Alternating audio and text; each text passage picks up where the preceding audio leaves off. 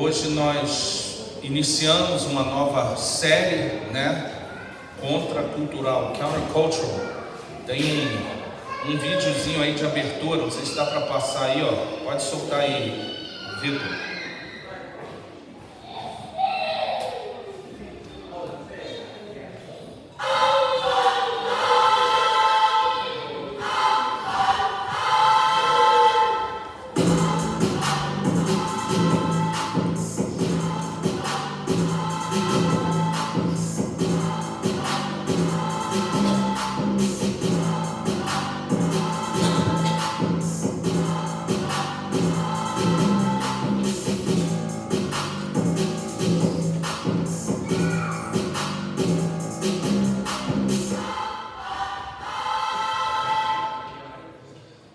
Countercultural, contracultural. A gente vai estar falando das bem-aventuranças. O contracultural ali é representado pelos peixes ali, os peixinhos meio que nadando contra a maré, nadando contra a cultura, e aí a gente vai estar falando sobre isso. As bem-aventuranças são o início, a abertura do Sermão do Monte. Eu estava falando hoje, mas não tem uma forma mais criativa de explicar isso. É um sermão pregado no monte, Jesus sobe ao monte a partir ali do capítulo 5 do livro de Mateus. Ele sobe e começa a pregar. Os capítulos 5, 6 e 7 registram esse sermão de Jesus. Se vocês tiverem tempo, tempo eu sei que vocês têm, espero que vocês tenham vontade, vão e leiam o Sermão do Monte. Tem ali a primeira pregação de Jesus registrada desde que ele começa o seu ministério. As bem-aventuranças são a abertura desse sermão, e o contexto geral aqui, a partir do livro de Mateus, é o seguinte: no capítulo 1, nos primeiros 2 capítulos, tem a genealogia e o nascimento de Cristo.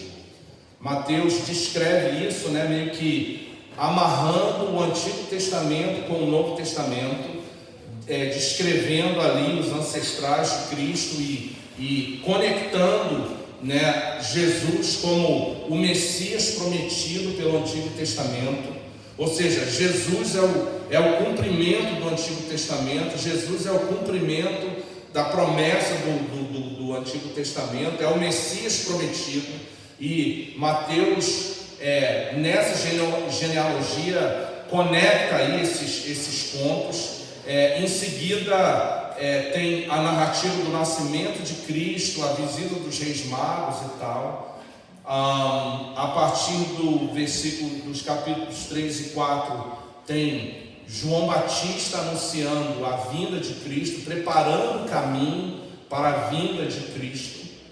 E aí, no capítulo 4, tem a tentação de Jesus. Jesus é provado ali, pelo diabo. E na metade do capítulo 4 tem ali o que eu considero o resumo do livro de Mateus, que é Jesus apresentando o reino de Deus. E é importante, a gente quer ler em Mateus capítulo 4, versículo 17, diz assim: daí em diante Jesus começou a pregar: arrependam-se, pois o reino dos céus está próximo.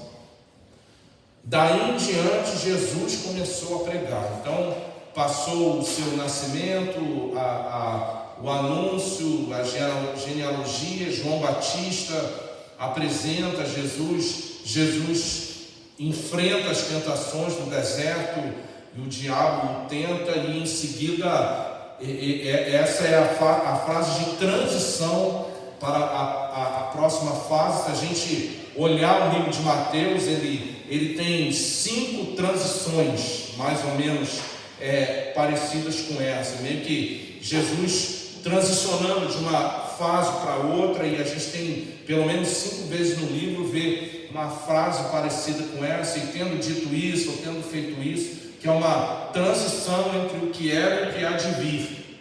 E essa é uma dessas transições do capítulo 17.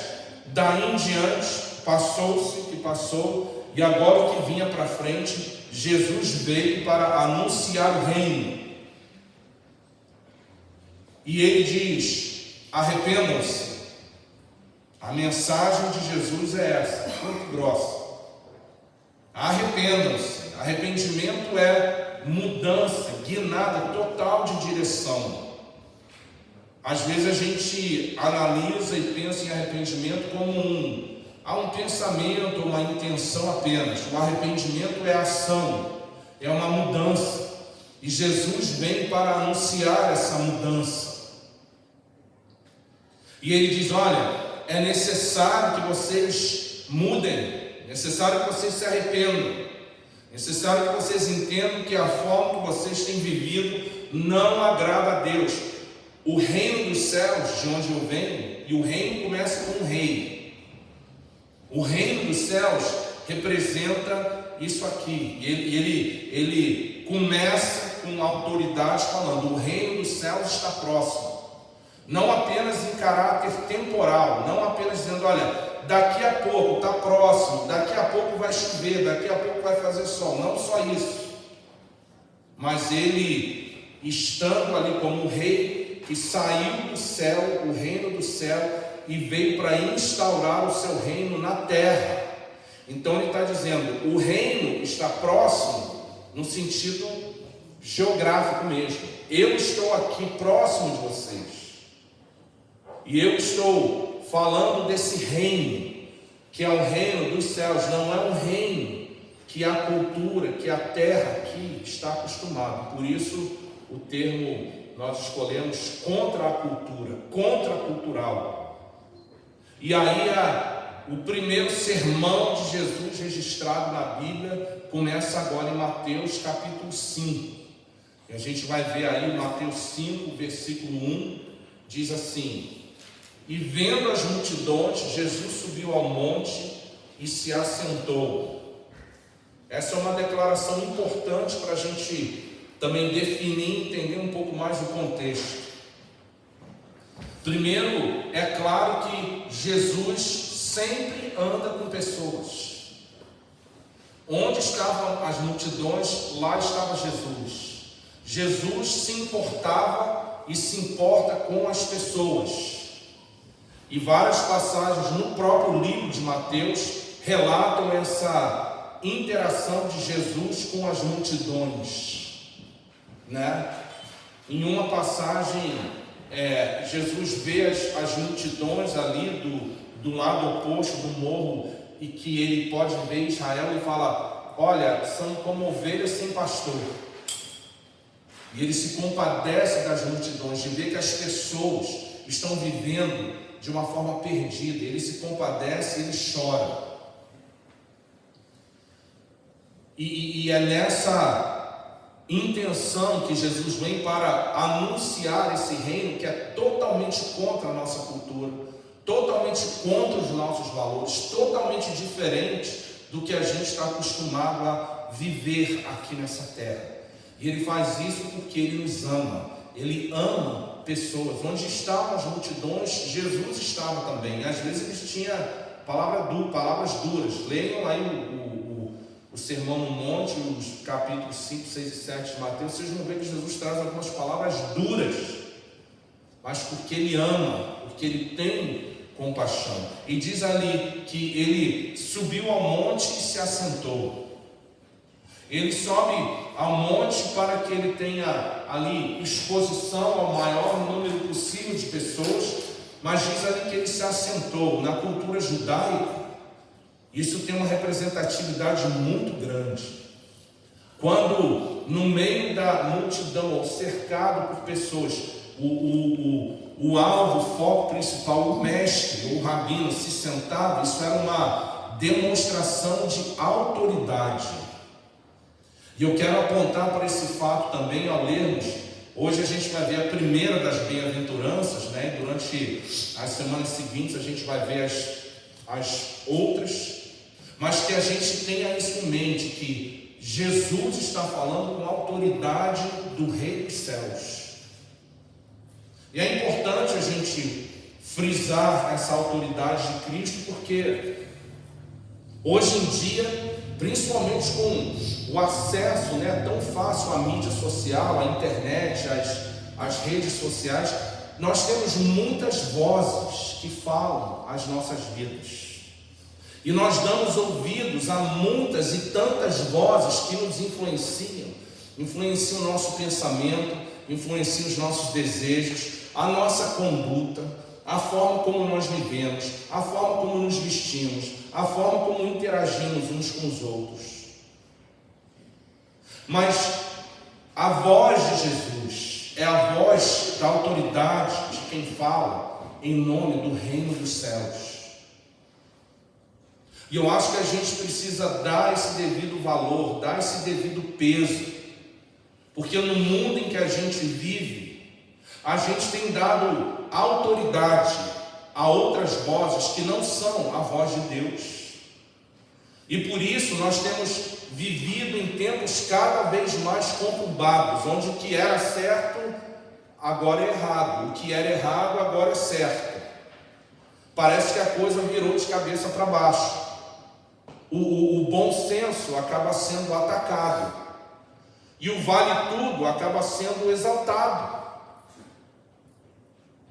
E aí a gente perde o foco, perde a direção, porque a gente está permitindo que outras vozes, outras influências conduzam as nossas vidas na forma como pensamos, como vestimos, como falamos.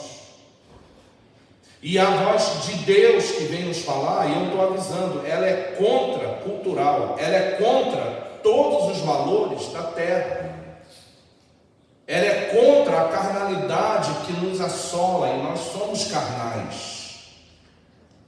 E agora vem uma voz com autoridade do céu, dizendo: prestem atenção, porque o reino que eu represento está próximo.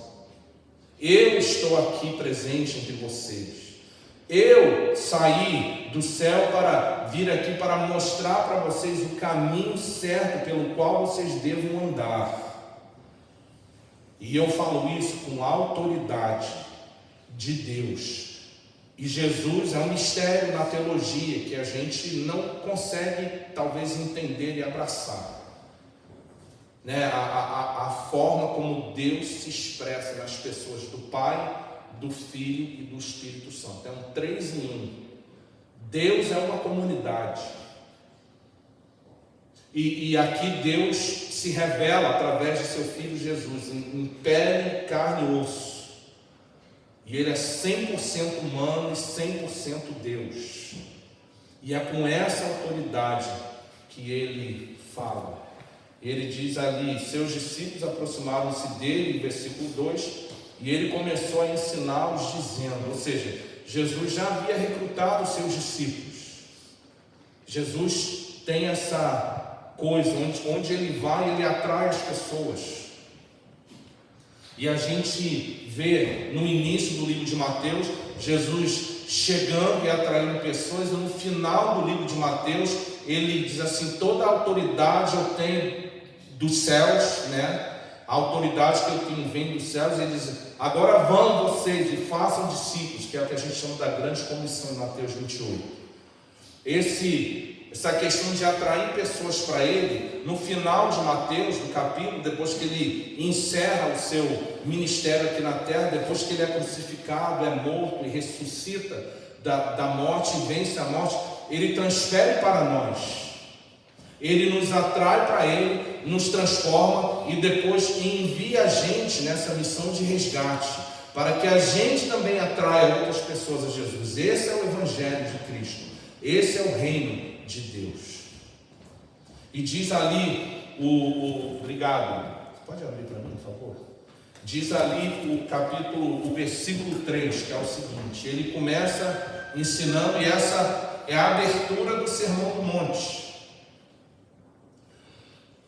Quando Jesus começa as bem-aventuranças, ele abre o Sermão do Monte assim: bem-aventurados os pobres em espírito, pois deles é o reino dos céus. Essa é a abertura. Esse é o boas-vindas de Jesus. Esse é o quebra-gelo.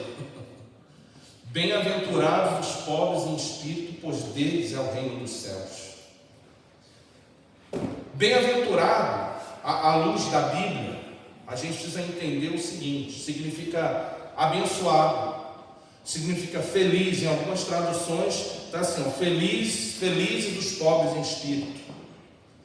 Significa pessoas realizadas, pessoas favorecidas, abençoadas, tocadas, influenciadas por Deus. E eu fico me atendo a essa questão da felicidade, da bênção, como a bênção é atrelada à felicidade, como o bem-aventurado, o abençoado está atrelado à felicidade.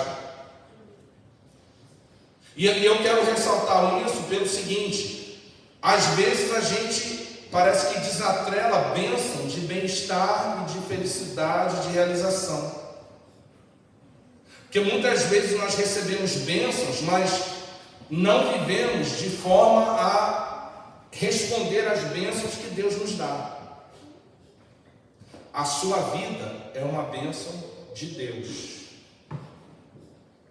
A forma como você vive a sua vida reflete a sua gratidão a Deus ou não. O sol que nasce e se põe a cada dia é uma bênção. A forma como você aproveita as horas do dia e da noite, em que o sol vem e vai, refletem a sua gratidão a essa bênção ou não.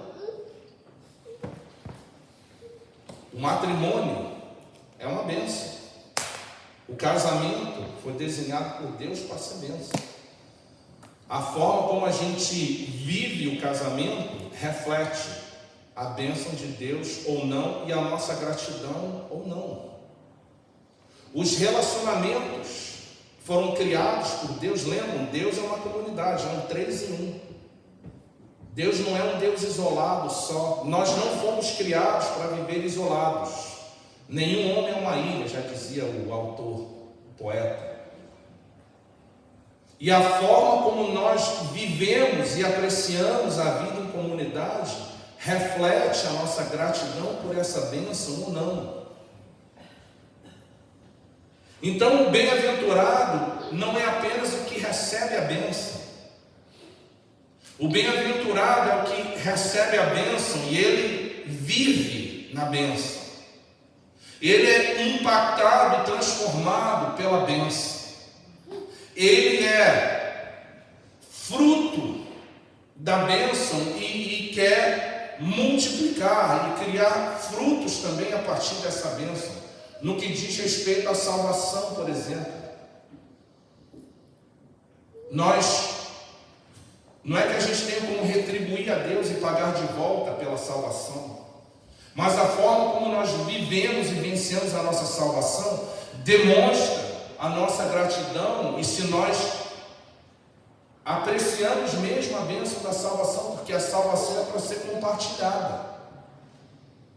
O testemunho é resultado da satisfação da salvação em Cristo, e a gente precisa compartilhar isso.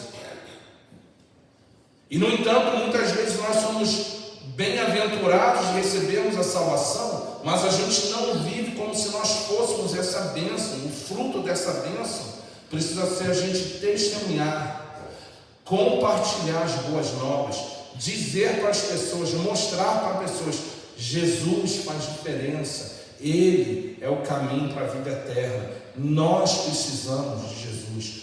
O bem-aventurado é esse, é o que recebe a bênção, mas é o que é o feliz ao receber a bênção, é o que vive dentro dessa bênção e se realiza com isso.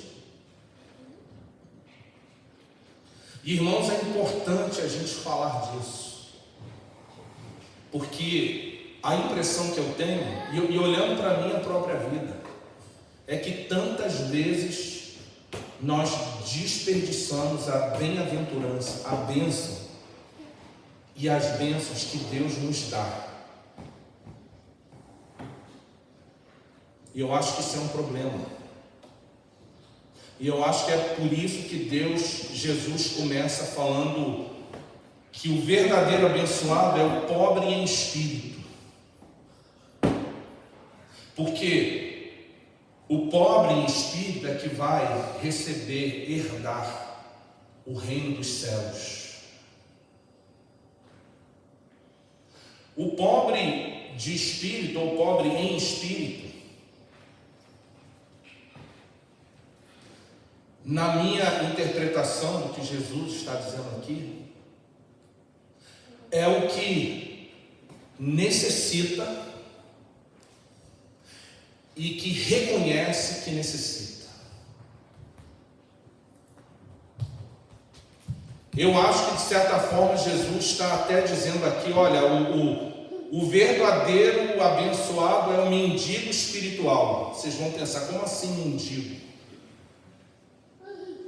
Eu tenho tido a oportunidade de viajar muito para o Rio. E uma das coisas que mais corta o meu coração é a cada sinal que você para, tem um grupo ali. Geralmente crianças, às vezes adultos, pedintes,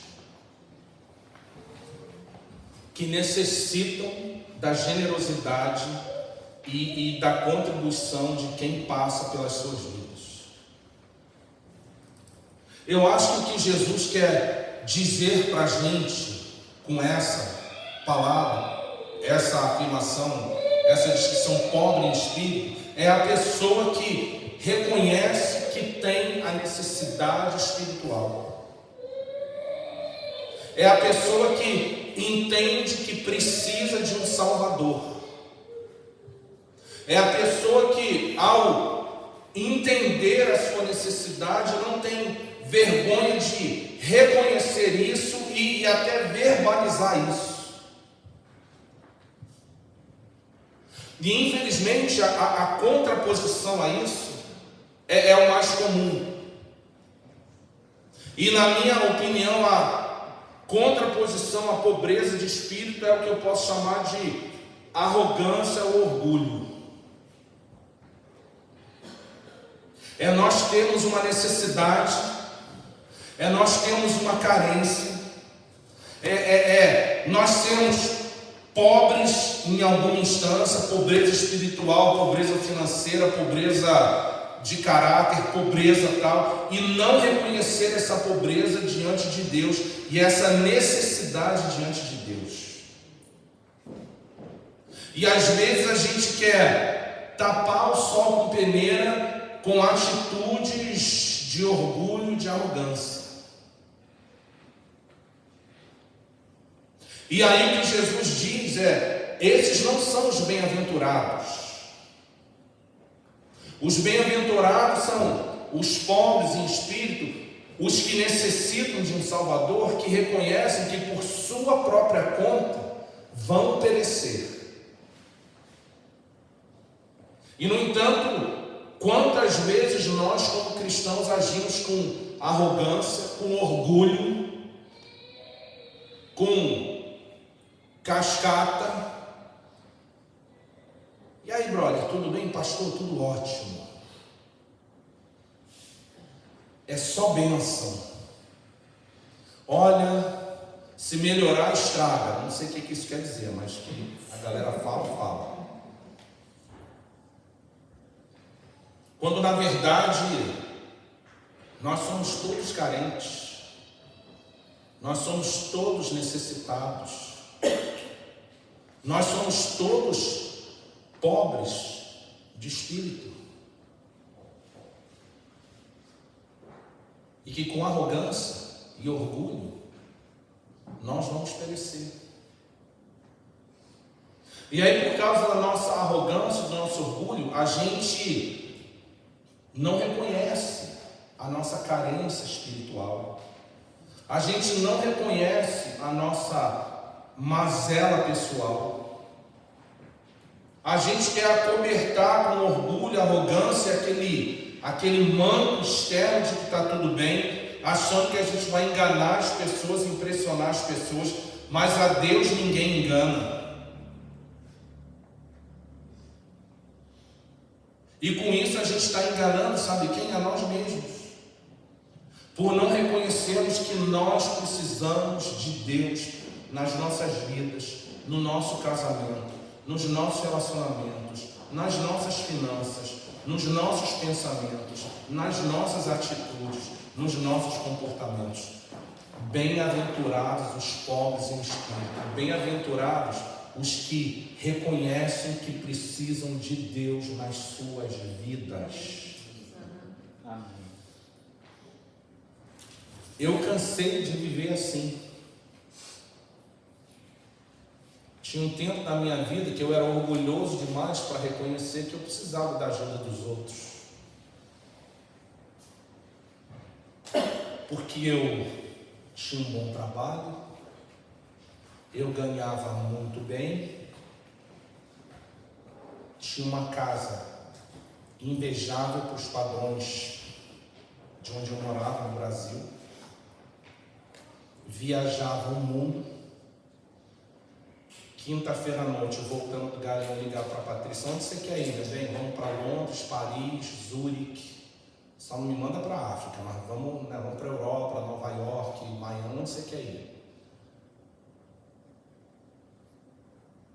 E eu achava que isso era viver. E talvez tenha alguns de vocês aqui numa situação parecida, muito confortável, com a sua grana, com a sua casa, com o seu carrão, com o seu casamento de fachada, não sei, o meu não era de fachada, mas eu enfim, achava que era melhor do que era, enfim. Por causa do orgulho, eu não dei a devida atenção à minha família. Quem precisa de Deus quando tudo na vida vai bem? Quem precisa de Deus quando a vaidade e o orgulho dominam os nossos pensamentos? Quem precisa de Deus? E eu já vivi assim. E o que Jesus está falando é assim: tadinho de quem vive assim. Tadinho de quem acha que não precisa de Jesus. Tadinho de quem acha que o orgulho e a soberba e a arrogância vai preencher as lacunas da necessidade que só Jesus pode preencher. Bem-aventurados os pobres em espírito, os que têm necessidade, reconhecem essa necessidade com humildade, que são pedintes espirituais, que não tem vergonha de clamar pela graça do Senhor, que não tem vergonha de buscar a salvação no Senhor, que não tem vergonha de clamar em desespero: Senhor, salva a minha vida, Senhor, salva o meu casamento, Senhor, salva o meu filho. Que não tem medo e vergonha de dizer: Senhor, muda aquilo na minha vida que precisa ser mudado.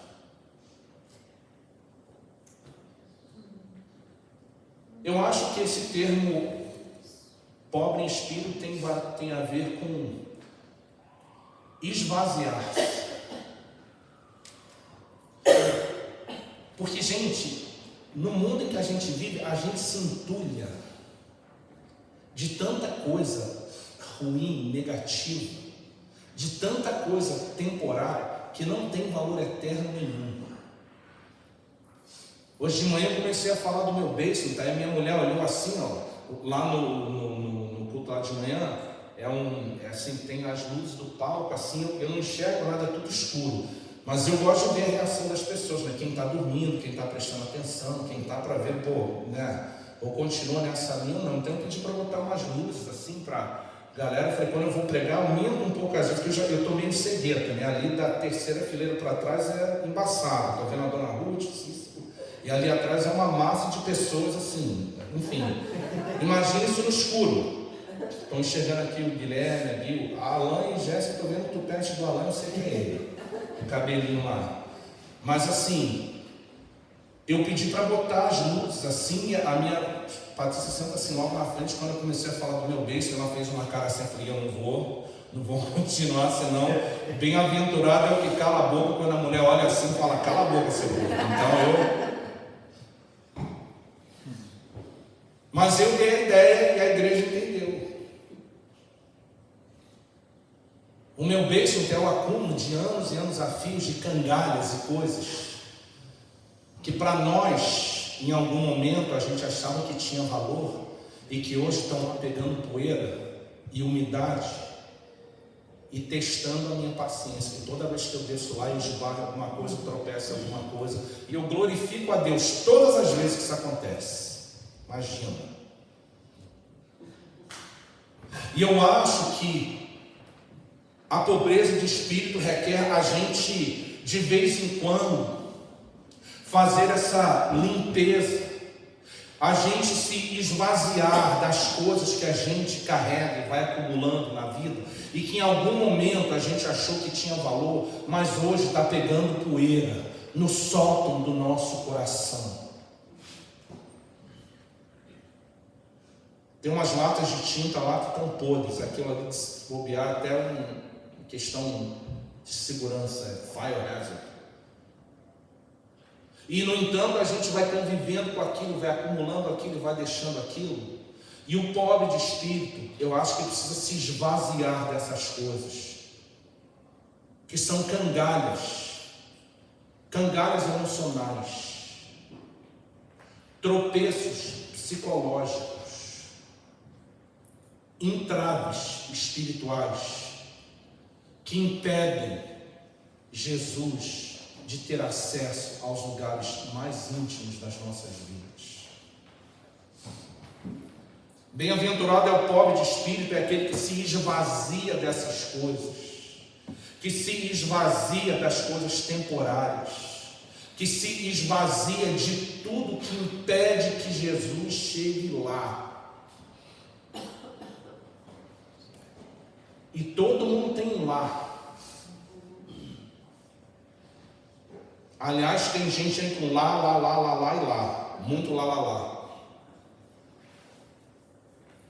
E Jesus precisa ter acesso. O pobre de espírito é o que se esvazia das coisas que não têm importância eterna, para que o que tem importância eterna esteja presente ali.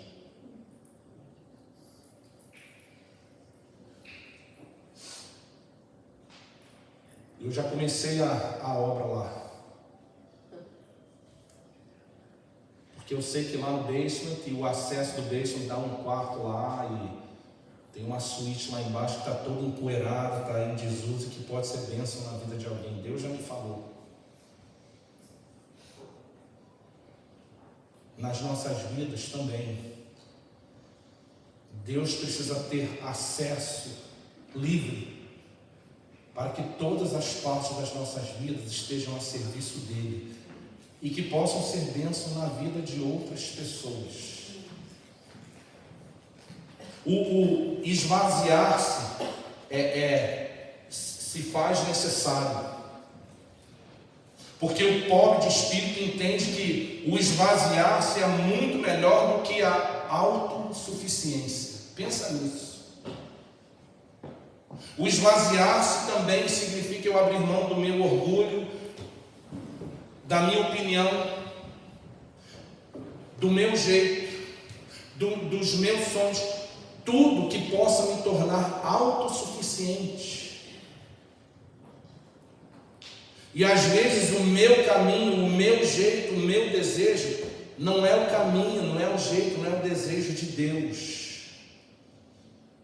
E a gente precisa escolher quem vai ocupar o espaço das nossas vidas. Se é eu, me, myself and I, o ego, ou se é Deus. E muitas vezes o esvaziar-se não é só de cangalha e tranqueira. Muitas vezes o esvaziar-se é de sonhos até bons, intenções até boas. mas que não são os sonhos e as intenções de Deus.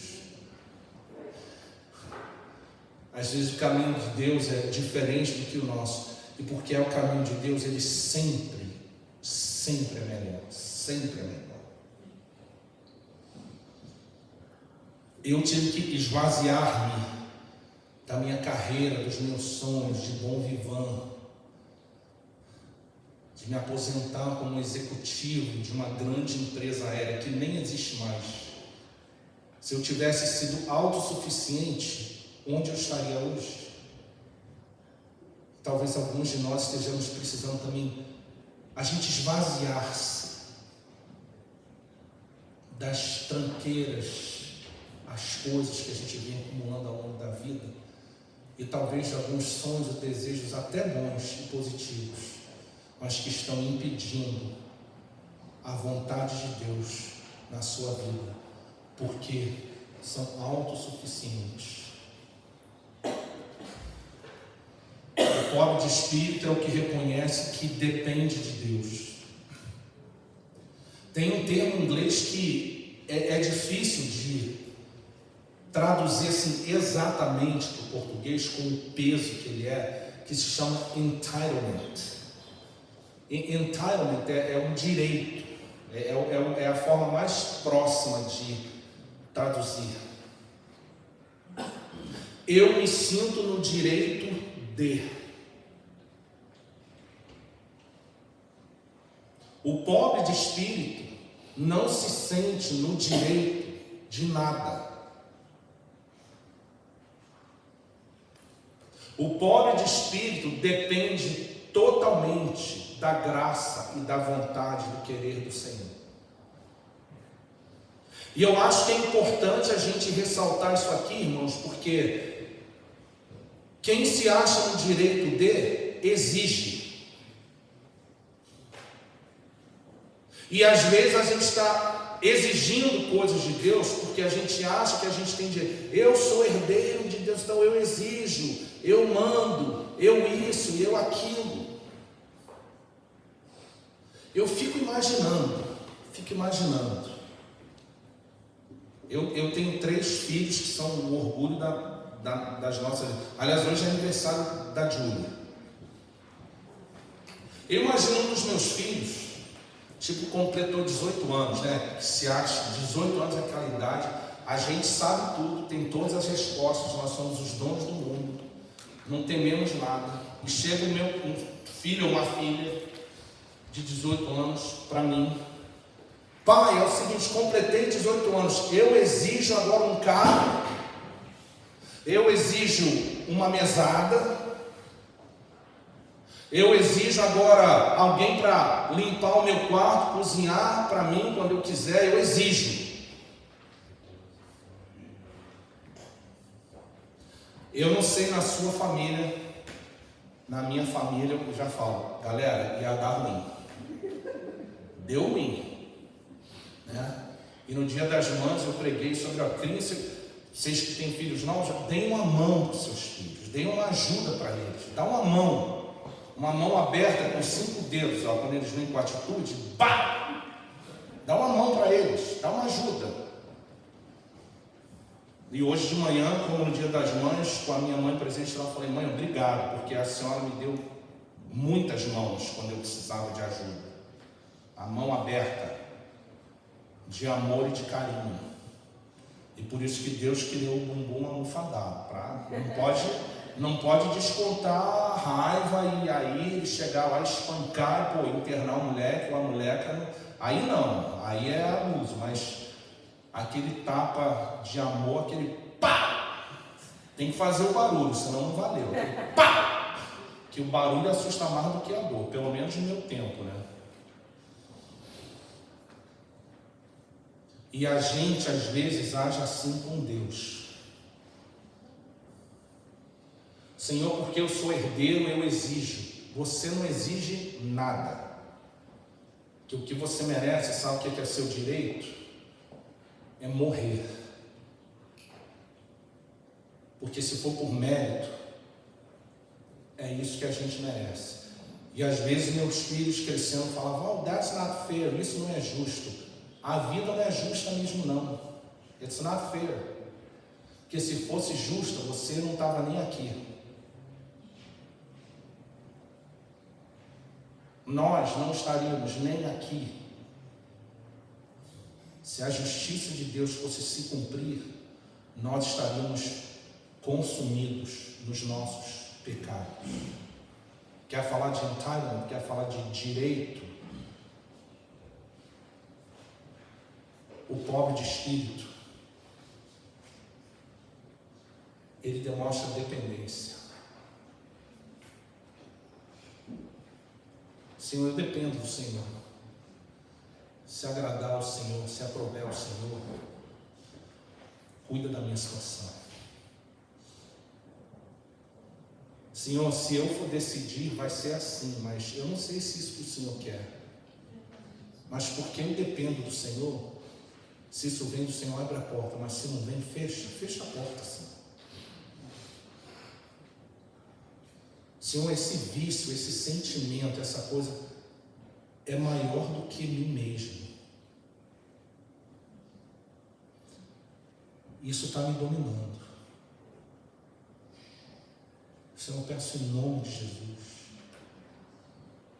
que através do seu Santo Espírito, o Senhor me liberte. Eu dependo do Senhor. Bem-aventurados os pobres de espírito que abraçam essa corrente contra-cultural. Porque o que a cultura nos ensina é isso mesmo, desce além, seja feliz. Eu tenho o direito de ser feliz. Eu tenho o direito de ganhar bem. Eu tenho o direito de viver uma vida confortável. Eu tenho o direito, cuidado, para que o seu direito não quebre a sua dependência do Senhor. E finalmente, bem-aventurados os pobres de espírito, bem-aventurados os que se rendem. A palavra em inglês bonita, surrender. Eu me rendo, I surrender. Na nossa cultura, a ordem é a gente se impor. Na nossa cultura, a ordem é a gente lutar por aquilo que nos traz satisfação, que nos faz sentir bem. No reino de Deus, que é contracultural, a ordem é: renda-se.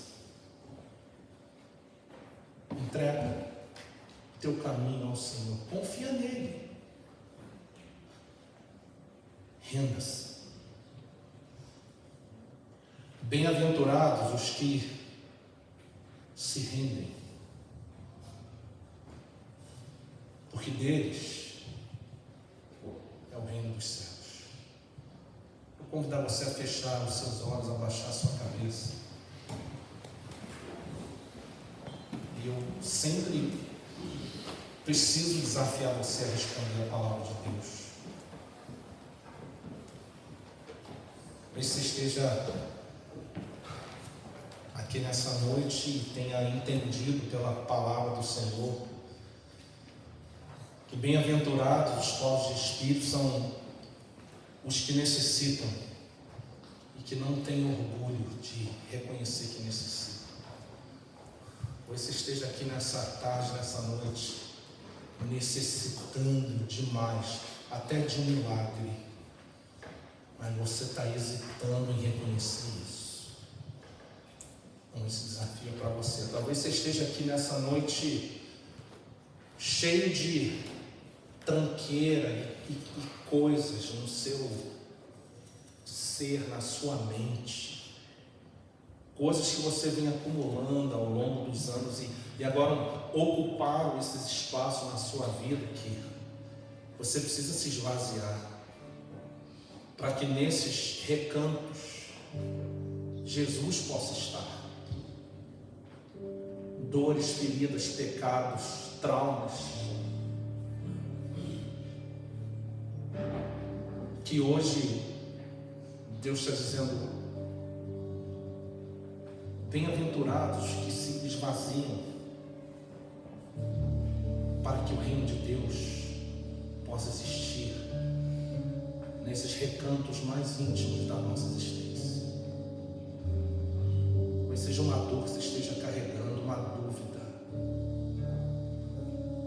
Hoje é dia de você esvaziar isso, para dar lugar ao Espírito de Deus.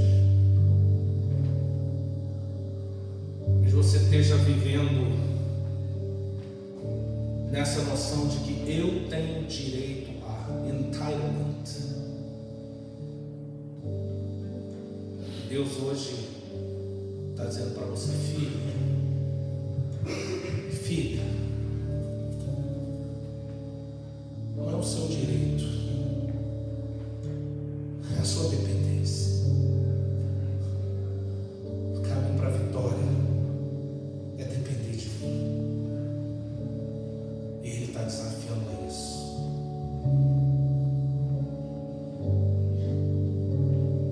Ou você está resistindo e vem resistindo a uma das coisas mais difíceis e contraculturais dos dias em que a gente vive, que é render-se, é entregar-se,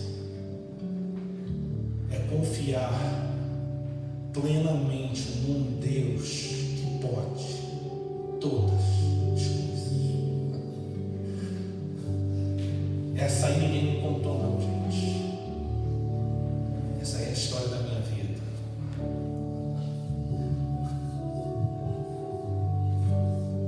Quando não podia mais existir o relacionamento, Deus fez o impossível. Quando não podia mais existir o ministério, quando a vocação eu achava que tinha sido jogada fora, Deus fez o impossível. Quando no primeiro ano de Celebration, num escritóriozinho lá em Sogas, eu abria as portas todos os domingos, me ajoelhava, tirava as chaves do bolso e jogava assim, ó, pro alto. Tá bom, Senhor, já entendi. Hoje é o último domingo. O som da Celebration não veio do Senhor. Eu sei que de mim não consigo fazer mais nada, mas o Senhor. E hoje somos 6 celebrations, indo para 7. Enviando missionários ao redor do mundo, vendo a restauração de Deus aqui, nessas cadeiras. Esse é o Deus que espera que você se renda ao que Ele quer e pode fazer também. A gente vai cantar essa música. Eu quero desafiar você, dar você a oportunidade. Esse é o seu momento. Esse é o seu momento. Não faz isso para ninguém, não faz isso para as pessoas acharem que você é super espiritual. Não faz isso não. Faz isso porque Deus está tocando no seu coração, está dizendo: filho, hoje é dia de você se render. Render a sua vida inteira. Você tem vivido me dando acesso limitado, mas hoje eu quero acesso limitado à sua mente, ao seu coração, ao seu casamento, às suas finanças, às suas